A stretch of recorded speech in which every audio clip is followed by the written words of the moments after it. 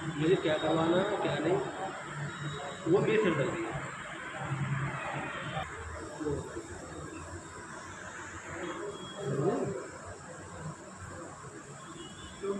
मेरी बेटी का तो कहते हैं बैंक टाइप होती है सरकार की एक साइड और बैंक के इसको लिया है कि फिर अगर बैंक में लॉबी करा तो ये कहना चाहेगा ना ना मैं ये कह रहा हूँ कि अगर ऐसा हो गया तो फिर कौन सा रास्ता है।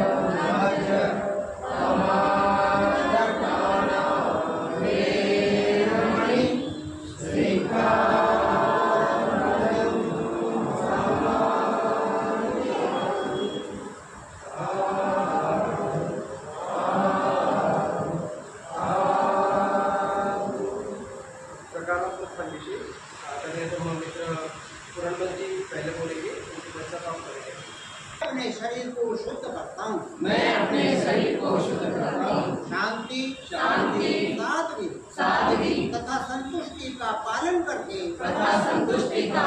करके मैं अपने शरीर को शुद्ध करता हूँ। मैं अपने शरीर को शुद्ध करता हूँ। सत्यतापूर्ण संवाद से मैं अपनी वाणी को शुद्ध करता हूँ। मैं अपनी वाणी को शुद्ध करता हूँ। स्मृति सुस्पष्ट एवं प्रदीप्त रखकर मैं अपने मन को शुद्ध करता हूँ। मैं अपने मन को शुद्ध करता हूँ। संप्रति पूजयामि मुनीन्द्रः श्रीपाद सरोरुहे पूजयामि भूतं कुसुमेन लेनं पुण्येन मेत्तेन नमामि मोहं पुष्पं विलायति यथा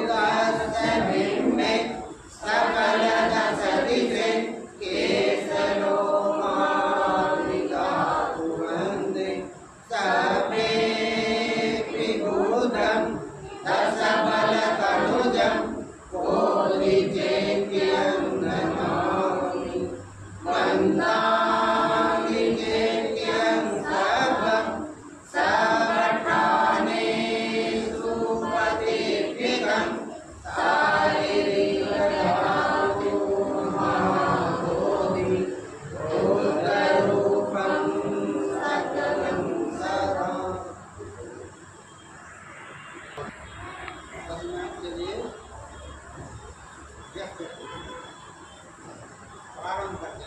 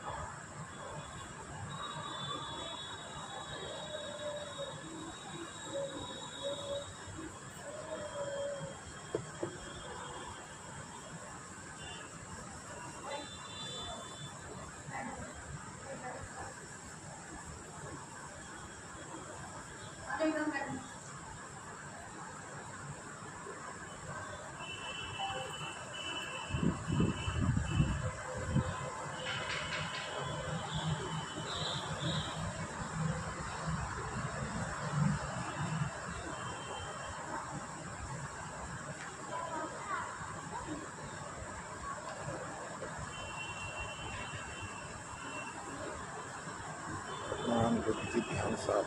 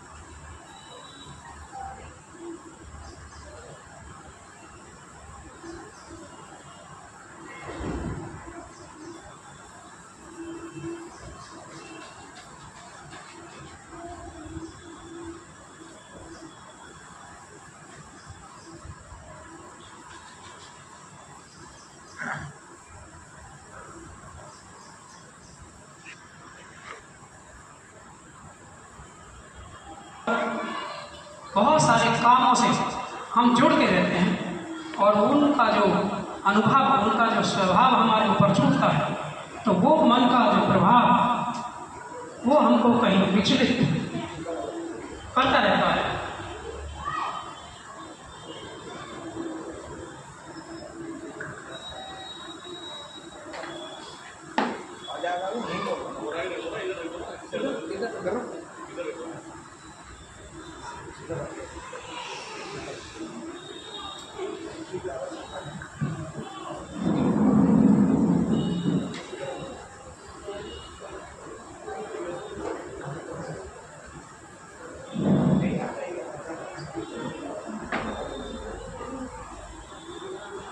तो हमारा मन कुछ शंकर प्रेमी जी उनका नाम आ रहा है।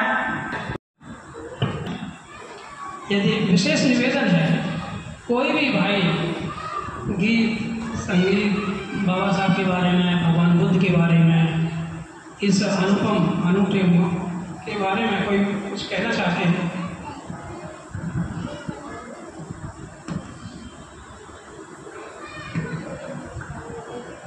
सभी को नमो बुद्धाय जय भीम।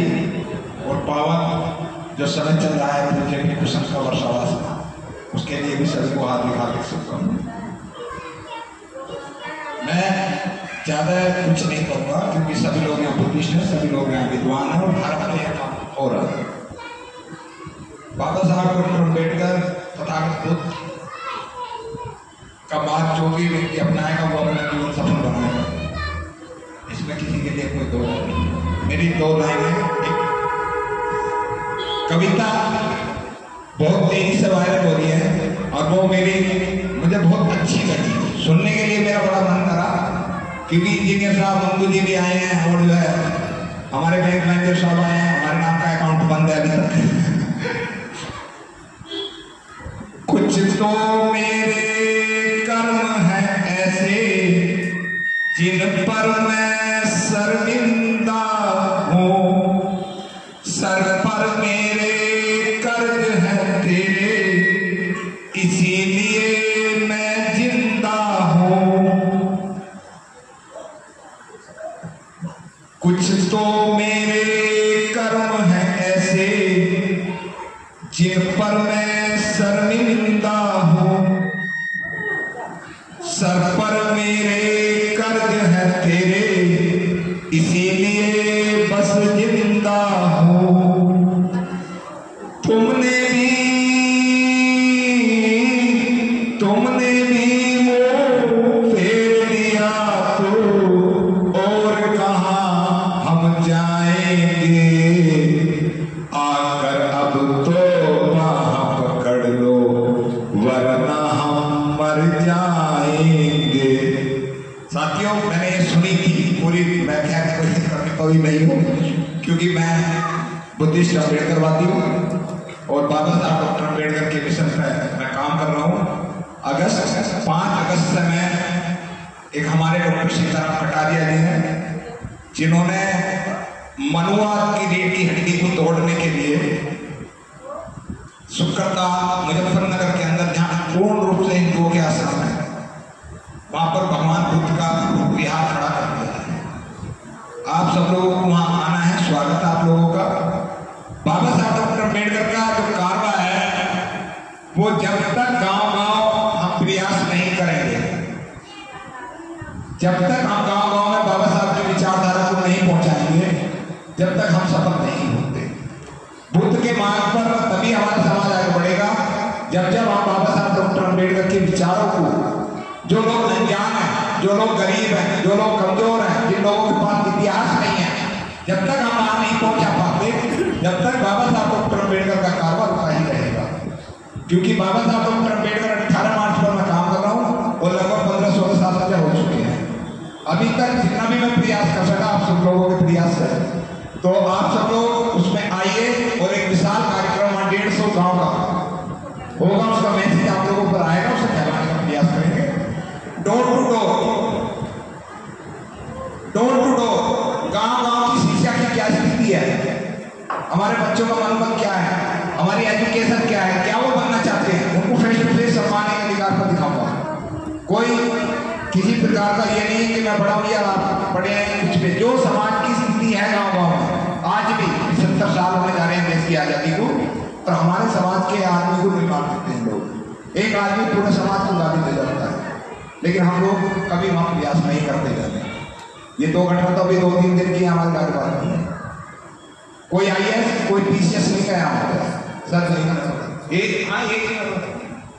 कोई IAS कोई PCS कोई सरकारी अधिकारी माना गया है। 2 आदमी हमारे समाज के मानते सके, अगर गए तो नेता गए, मजदूर गए, कमजोर गए, सामाजिक संगठन बने गए। तो मैं ज्यादा करते हुए आपका कार्यक्रम में बैठे को सुनने के लिए आया हूँ, और इसी वजह से मैं स्पेशल यहाँ आया था।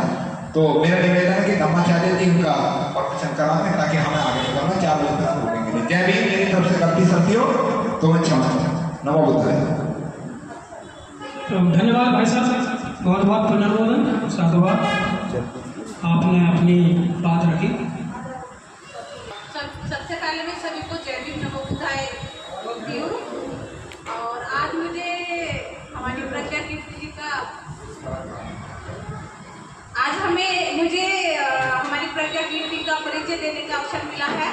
तो मैं उनके बारे में कुछ आप लोगों को बताना चाहूँगी, क्योंकि यहाँ पे वैसे तो सभी लोग प्रज्ञा कीर्ति को जानते हैं, लेकिन कुछ लोग नए भी जुड़े होंगे जो नहीं जानते होंगे। तो मैं उनके बारे में आज कुछ बातें बताना चाहती हूँ जो मैं उनके मतलब मेरे अनुभव में जो है। तो मैं प्रज्ञा कीर्ति को बचपन से जानती हूँ, क्योंकि जब मैं छोटी सी थी तो मैं अच्छा लगा क्योंकि उनकी बहुत सुंदर आवाज़ है, बहुत ही सुंदर गाना भी गाती है और खुद गाना लिखती भी है।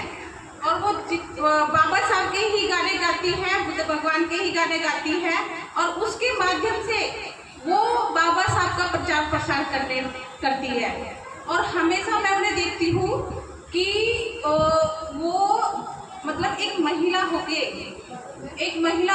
क्योंकि हमारे भारत में महिलाएं ज़्यादा घर से बाहर निकलती नहीं है, अंदर घर में घुसती रहती है, कुछ भी नहीं करती, लेकिन वो अपने पति के साथ पूरे भारत में घूमती है और बाबा साहब का प्रचार प्रसार करती है। और जो उनका मतलब जो उनकी अर्निंग सोर्स है वो माध्यम बाबा साहब और बुद्ध भगवान को लेके चले हैं। वो क्या करते हैं, बुक को बाबा साहब की और बुद्ध भगवान की सेल करते हैं और भारत के हर कोने तक पहुंचाते हैं। उनका माध्यम जो है मुझे बहुत अच्छा लगता है, वो प्रचार प्रसार भी करती है उस माध्यम से और अपने अर्निंग भी करती है। और उनके 5 बच्चे हैं, 5 बच्चों को इतनी अच्छी शिक्षा दी उन्होंने, उनको इतने अच्छे संस्कार दिए हैं। 5 बच्चे बहुत ही एजुकेटेड हैं और सब बच्चे अपने अच्छी जॉब करते हैं, गवर्नमेंट जॉब करते हैं। एक छोटा सा माध्यम है उनका कमाई का, फिर भी उन्होंने अपने बच्चों को बहुत अच्छी शिक्षा और बहुत अच्छे संस्कार दिए हैं। मैं उनके बच्चों से भी बहुत अच्छे से परिचित हूँ, बहुत अच्छे से उनके बच्चे व्यवहार करते हैं। और हमेशा मैं प्रज्ञा कीर्ति को देखती हूँ कि वो कितनी भी बीमार हो, लेकिन उनके चेहरे से दिखता नहीं है वो बीमार है, हमेशा खुश रहेंगी और हमेशा अपने कार्य में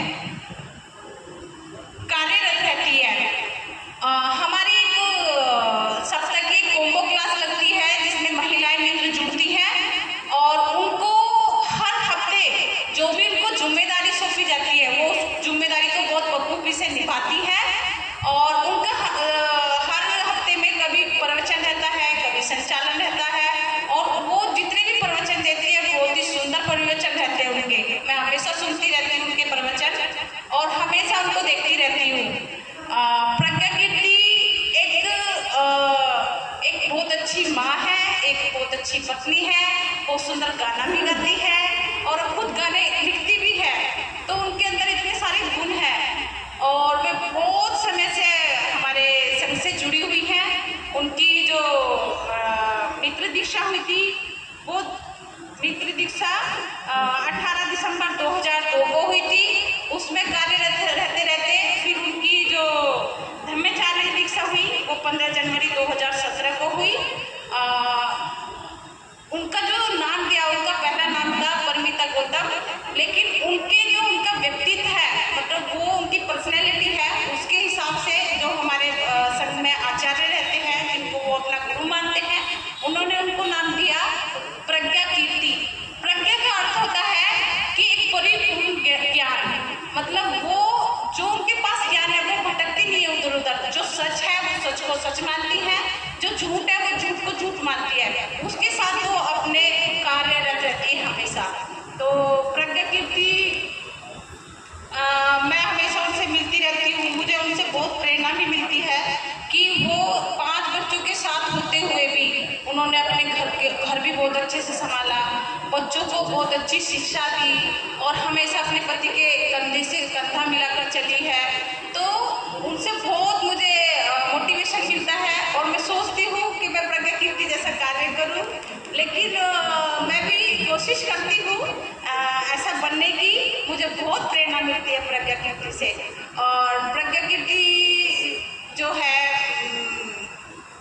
आज उनका प्रवचन है तो आप लोगों को पता ही चल जाएगा कि वो कितनी मतलब वो कितने अच्छे से प्रवचन देंगी, आज बताएंगी वो। तो बस इतना ही मैं बोलना चाहूँगी तो मैं प्रज्ञा कीर्ति को आमंत्रित करती हूँ कि आज वो अपने प्रवचन से सबको। प्रज्ञा कीर्ति जी का बहुत सुंदर और अच्छा परिचय, मतलब आपने उनकी परिचय दिया और आपने बताया कि आप इस संघ में आकर आपने 5 बच्चों को संभाला, एक अच्छी माँ बनी, एक अच्छी पत्नी बनी, जिम्मेदार बनी और इनके साथ साथ एक कुशल और प्रमाणिक एक धम्मचारिणी का भी रोल अदा करते हैं। सफल धम्मचारिणी बहुत, जो थोड़ा सा मुझे भी पता है, धम्मचारिणी प्रज्ञा कीर्ति जी और पदम सिंह जी अपने जीवन में बड़ा कष्ट, बड़ा दुख, बड़ी परेशानी झेली है, बड़ी तपस्या की है और अपने परिवार को बड़ी संभाल करके इस धम्म मार्ग पर आकर के, क्योंकि ये धम्म मार्ग का स्वभाव है कि वो अपनी जिम्मेदारी प्रमाणिकता बहुत अच्छे से निभाते हैं। यही बुद्ध के मार्ग का असली लाभ है, क्योंकि वो अपने मन को अच्छी तरीके से स्पष्ट रखते हुए, शांत रखते हुए, धैर्य रखते हुए, क्षमाशीलता का भाव रखते हुए, अपनी जिम्मेदारियों को निभाते हुए, विनयशीलता का पालन करते हुए, ये धम्म मार्ग हमें ऐसा स्वभाव, हमारा ट्रांसफॉर्मेशन करता है, हमारा परिवर्तन करता है। इसीलिए भगवान बुद्ध के धम्म मार्ग को पवित्र, शुद्ध और अनुपम, अनमोल रत्न जैसा मानते हैं। इसीलिए मानते हैं कि उसके यदि हम धम्म मार्ग पर आगे बढ़ते हैं, जैसे जैसे गहराई में हम धम्म मार्ग पर आगे बढ़ते हैं, तो उसका प्रभाव हमारे मन पर, हमारी काया पर, हमारी वाणी पर वो झलकता है, वो प्रभाव आता है, वो व्यवहारिकता में, सदाचरण में आता है।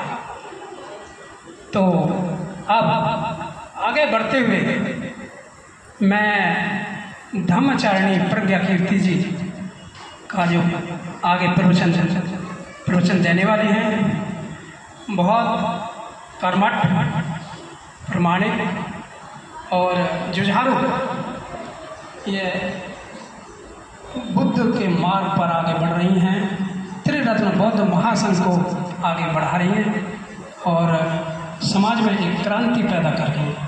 तो धम्मचारिणी प्रज्ञा कीर्ति जी, आपका बहुत बहुत धन्यवाद, साधुवाद और आपका स्वागत।